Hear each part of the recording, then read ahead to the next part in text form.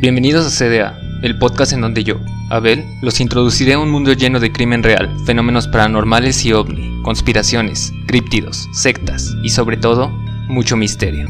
Arrancamos con un nuevo episodio y qué mejor que con un tema que se nos había solicitado desde la primera temporada. Créanme que pues sí los leo y que atiendo sus peticiones aunque sea un poco tarde. Así que este capítulo pues se lo vamos a dedicar especialmente a Chuy Valtiarra, que fue el que nos pidió que habláramos de este tema, y entonces pues le vamos a mandar un saludote a donde quiera que estés y te agradezco mucho por estar apoyándonos, por seguirnos y claro por escribirnos, que es lo más importante o al menos lo que más aprecio yo que hagan ustedes. Y para eso déjenme recordarles nuestras redes sociales. Pueden ir a seguirnos como Caballeros del Albedrío en Facebook, Instagram y Twitter, además de todas nuestras plataformas de podcast disponibles como Spotify, iVoox, Google Podcasts, iHeartRadio, Deezer, y próximamente ya vamos a estar disponibles en Apple Podcasts, así que esténse pendientes de nuestras redes sociales porque ahí les vamos a estar avisando cuando ya esté disponible. Entonces échenle un ojo, quédense bien atentos porque también vamos a estar anunciando algunas otras noticias próximamente. También déjenme recordarles que si no han ido a escuchar, no han tenido la oportunidad de escuchar nuestro nuevo podcast, por decirlo así, esta nueva sección de la Horrorpedia con nuestro amigo Bones, vayan a escucharla, está disponible en nuestro canal de YouTube. Saben que ahí va a estar disponible por ahora, en lo que próximamente planeamos algo bien, y ya van a estar disponibles en todas las plataformas. Pero pues bueno, es momento de comenzar con otro tema misterioso, y vaya que este tema es bastante interesante. Bueno, esto si le quitamos pues todo el realismo del caso, porque podría parecer que estamos analizando una trama de ciencia ficción, pero nada tiene que ver, pues durante décadas nuestra querida y amada CIA, un saludo si es que nos estás espiando, pasó años investigando y experimentando con humanos a su antojo, torturándolos y suministrándoles grandes cantidades de diferentes drogas. Todo esto con el fin de poder controlar la mente humana. Este viernes de misterio les presento el caso del MKUltra. No sé si habían tenido la oportunidad de escuchar este tema, bueno, al menos los que son fans del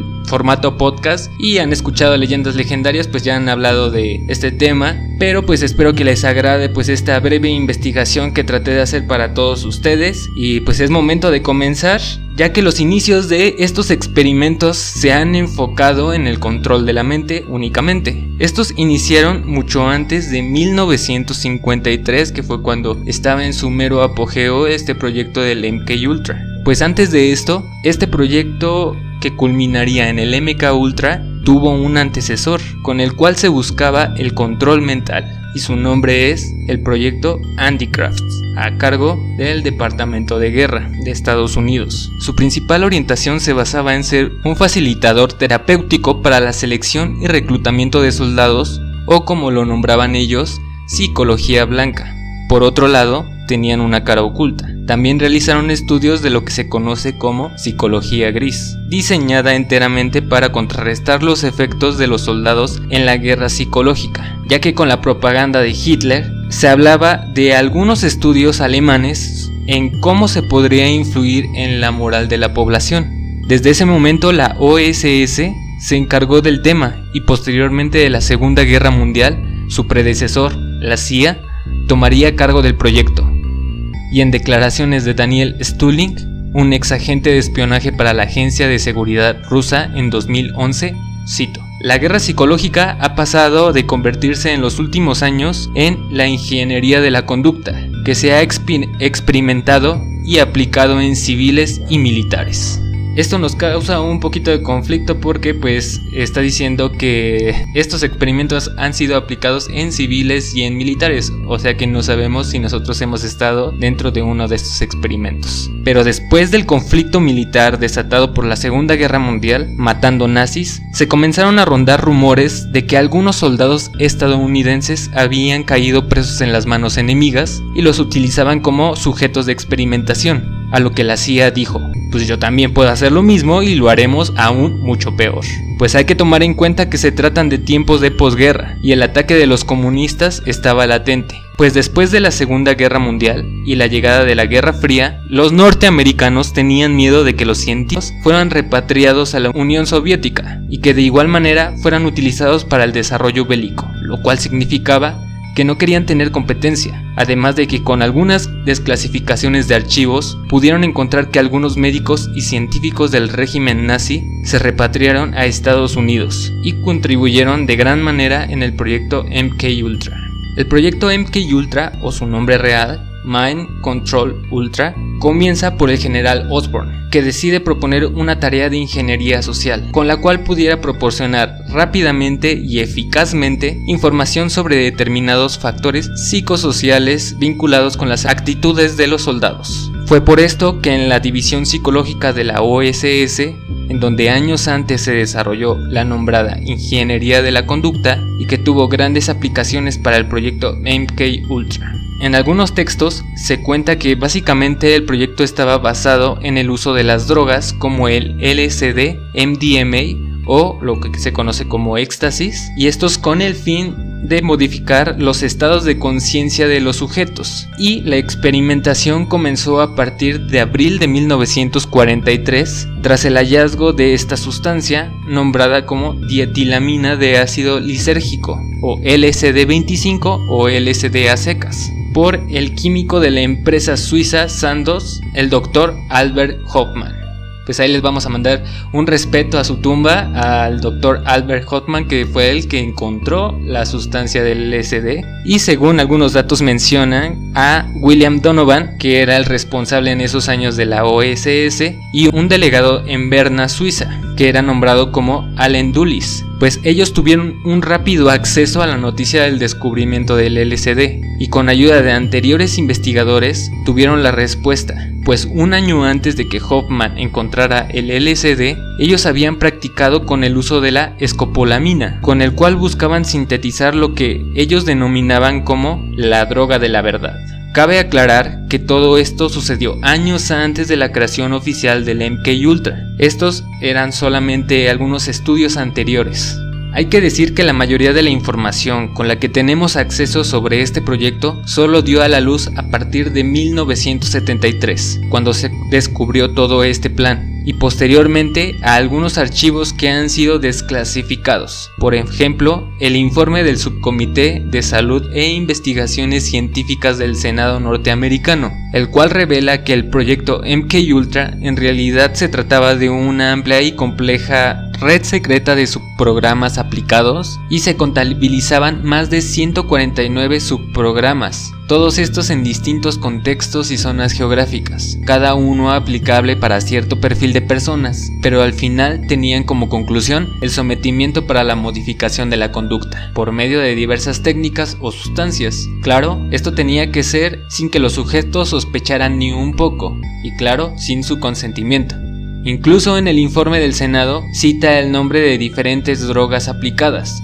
Cito: sustancias orientadas a promover el pensamiento lógico y la impulsibilidad, sustancias que prevengan o contrasten los efectos de las intoxicaciones por alcohol, otras sustancias que de manera contraria potencien los efectos del alcohol, sustancias que provoquen de manera artificial los síntomas de enfermedades conocidas, sustancias que promuevan la inducción de la hipnosis, que permita al individuo resistir la privación, coerción, tortura y el lavado del cerebro, sustancias que provoquen amnesia, sustancias y métodos físicos que provoquen shock, productos que provoquen la invalidez de las piernas, anemias grandes y sustancias que provoquen euforia duradera, productos que provoquen la destrucción mental del individuo y su dependencia a otra persona, sustancias que provoquen debilidad o distorsión en la vista y en el oído, sin efectos permanentes, píldoras amnésicas para mezclar con tabaco, bebidas y comida,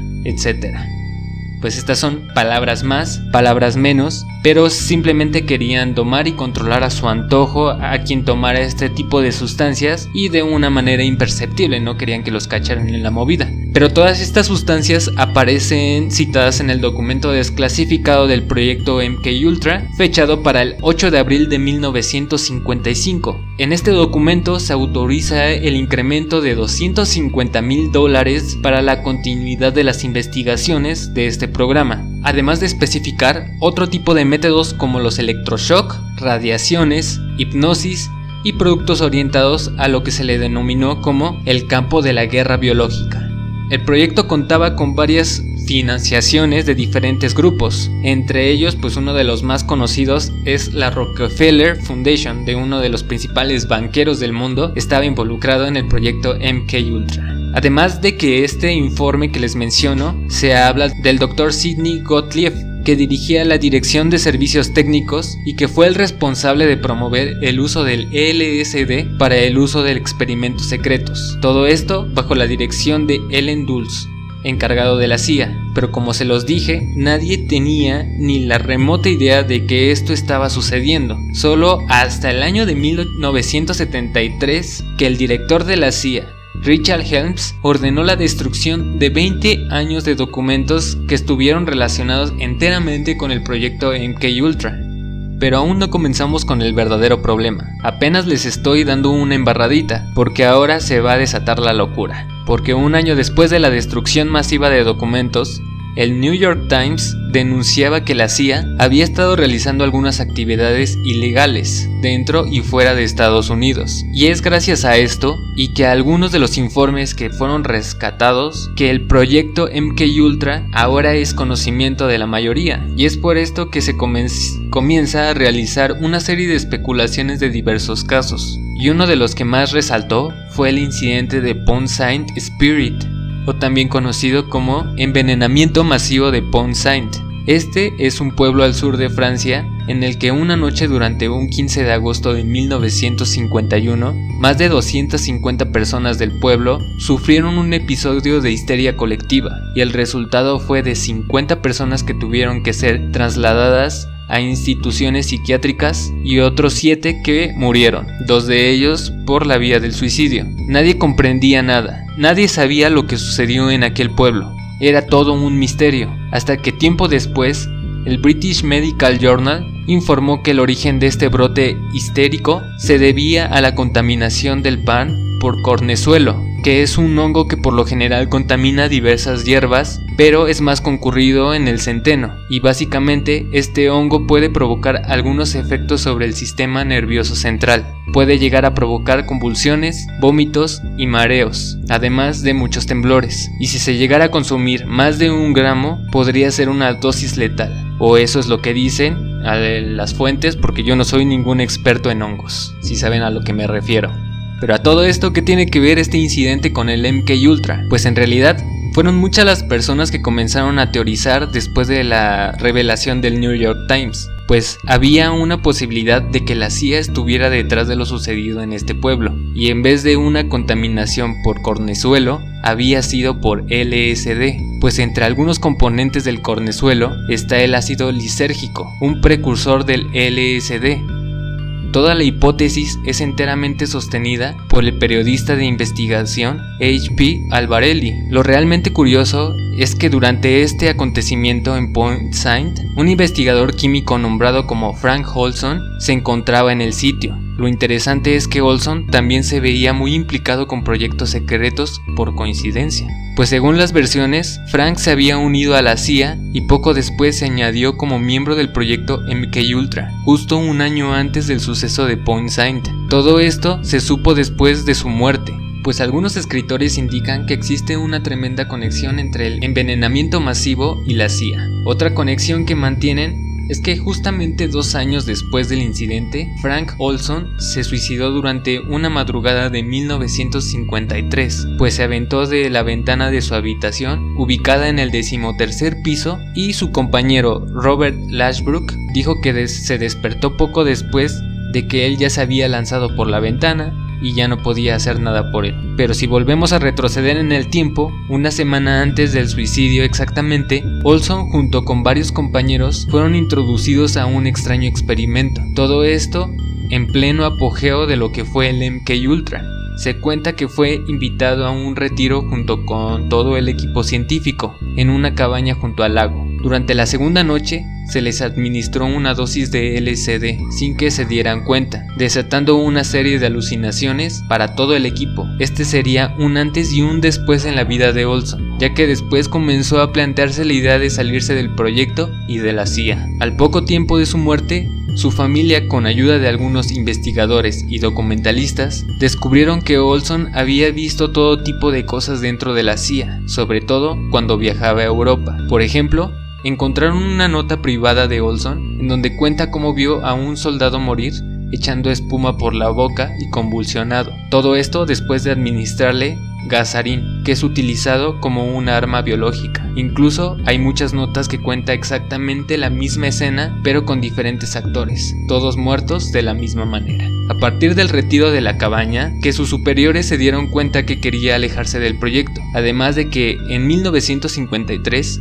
había solicitado la destitución de su cargo como jefe de operaciones. Por otro lado, sus superiores le obligaron a rebajar su presión psicológica que sufría. Lo mandaron por ayuda con el psiquiatra Harold Abramson, el cual le aconsejó que internaran a Olson en un hospital psiquiátrico de forma inmediata. Frank aceptó sin ningún reproche. Fue trasladado a un hotel junto con Robert, quien lo acompañaría durante el tratamiento. Se hospedaron y estaban a la espera de la hospitalización, pero fue esa noche cuando Frank saltó por la ventana. Pero las investigaciones no pararon ahí, ya que la familia pudo analizar los informes de las autopsias y encontraron algo realmente inquietante, pues había varios golpes que no coincidían con la caída. Alguien lo había golpeado brutalmente en la cabeza antes de caer del edificio. Aunque se hicieron muchas acusaciones, el caso no progresó, pero eso sí, la familia recibió una compensación muy numerosa, pues aceptaron que durante el retiro de la cabaña el gobierno los había drogado sin su consentimiento. Y esa era la compensación solamente de esa acción, no por la muerte. Este no sería el único modus operandi de la CIA. Durante el proyecto, pues con su ambición de experimentar, realizaron una investigación que fue nombrada como Operación Clímax de Medianoche, en la cual se reclutaron a una serie de sexoservidoras a las cuales se les otorgó entrenamiento y se les colocó en casas de cita en San Francisco y Nueva York. Durante sus servicios, ellas les suministraban las drogas a los sujetos de estudio, y por las cámaras de seguridad, algunos equipos de la CIA podían observar el comportamiento de los sujetos. Pero según cuentan las malas lenguas, que el experimento se salió de control después de que varios agentes de la CIA acudieran constantemente con las sexoservidoras y cayeran en la misma trampa del LSD. Además de todos estos experimentos realizados, fue responsabilidad de la Oficina de Inteligencia la que llegó a involucrar a más de 30 universidades y centros científicos del país, todos estos dentro del proyecto MKUltra, como en el año de 1952, cuando el Cuerpo Químico del Ejército contrató a todo el equipo del Instituto Psiquiátrico de Nueva York para que pudieran realizar una serie de experimentos que pudieran de ser de ayuda contra la guerra química. Para este caso, el psiquiatra Paul Hoch estuvo a cargo de la dirección de estos experimentos, en donde utilizaron drogas como MDMA combinado con otras dosis de LSD, y poco a poco el procedimiento fue aumentando de dificultad, pues después de administrarles este coctelazo de drogas, en algunas ocasiones comenzaron a realizar algunas lobotomías, y durante una ocasión que estaban realizando este experimento, a uno de los pacientes se le administró una anestesia local, después una buena cantidad de drogas alucinógenas, y pasados unos minutos le pedirían que describiera todo lo que veía, mientras un cirujano comenzaba a extraerle una parte de la corteza cerebral.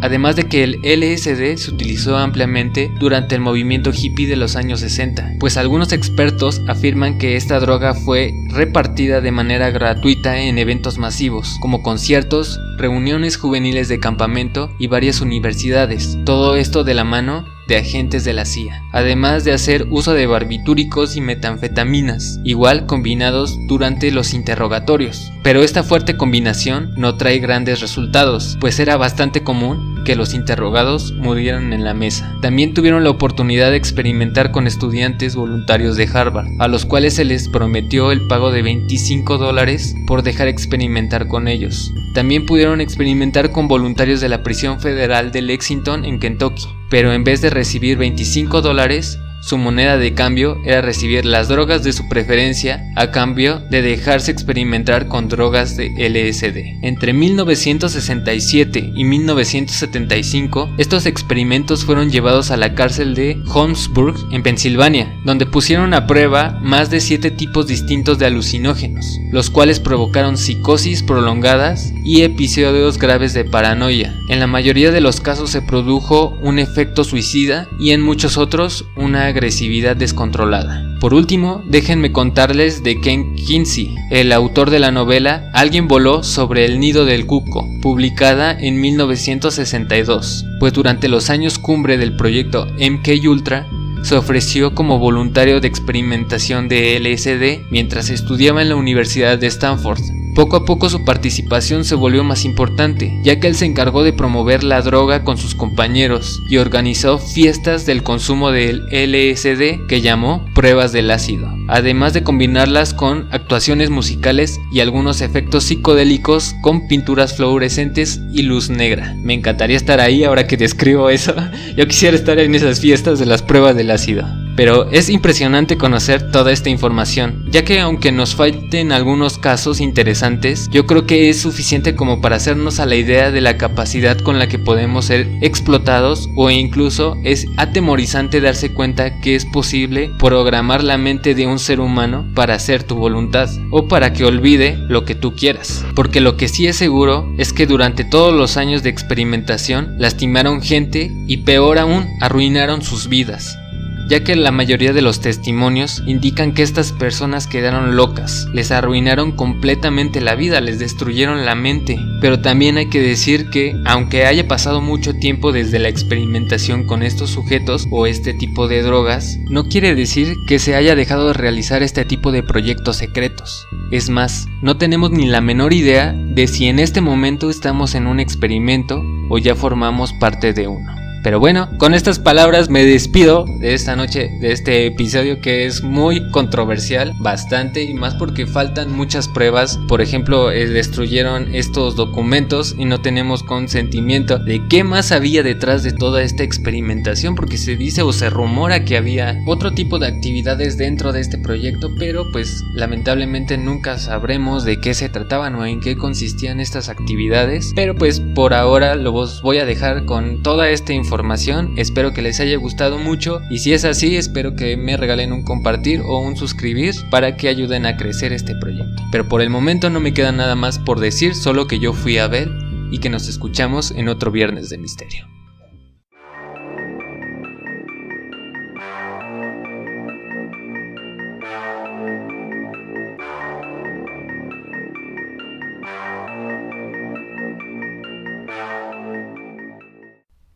Ahí quedó el capítulo de esta semana, espero que les haya gustado muchísimo. Recuerden que pueden ir a todas nuestras plataformas en donde pueden escuchar el podcast, regalarnos un me gusta, un compartir, que sobre todo eso nos ayuda muchísimo a que este proyecto siga creciendo, y sobre todo que ustedes nos ayuden a compartir este podcast con sus conocidos. La verdad se los agradezco de todo corazón, y para eso déjenme mandarles saludos a las personas que nos han estado apoyando. Otra vez les voy a mandar un saludo a Fer Solano y a Kinder Delis, que han estado compartiendo muchísimo y que constantemente nos ayudan a compartir nuestro contenido. Entonces les mando un abrazo y muchas gracias por hacerlo. También a nuestro amigo que siempre hemos recomendado en este podcast, Semillas de Videojuegos, le mandamos un saludo y vayan a escuchar su contenido, que está bastante chido. Vamos a pasar con otras cosas de este podcast, y déjenme antes dar un pequeño aviso porque en esta semana estuvimos realizando algunas encuestas de sobre qué portada les gustaría que se quedara en este podcast, y la verdad es que las opiniones están bastante divididas. La encuesta quedó 50-50, entonces necesitamos más ayuda para saber qué ilustración que les gustaría que se quedara en este programa o qué es lo que deberíamos de hacer, porque no me ayudaron en nada.